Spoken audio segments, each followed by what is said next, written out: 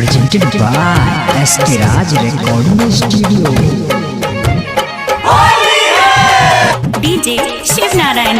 DJ Shiv Narayan. DJ Shiv Narayan. Presented by SK Raj Recording Studio. भैया क्या तू बसाली रे छक्का महल के भैया क्या तू बसाली रे छक्का महल के गो के ऊपर से डलबई रे गो के भी तोहर से गो के भी तोहर से भैया के तू बसाली रे छक्का महल के भैया के दूध बसाली रे छक्का महल के Shiv Narayan.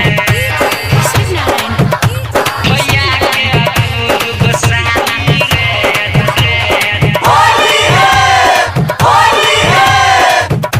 भैया के दूध बसाली छक्का DJ Shiv Narayan. DJ Shiv Narayan.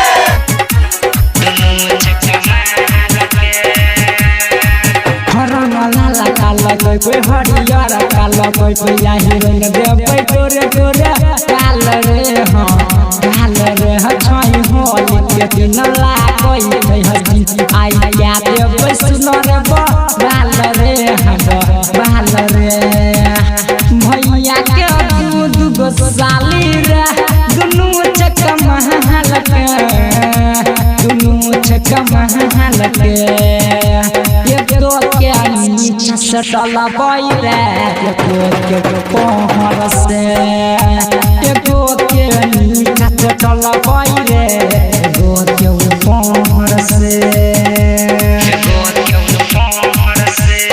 DJ Shiv Narayan.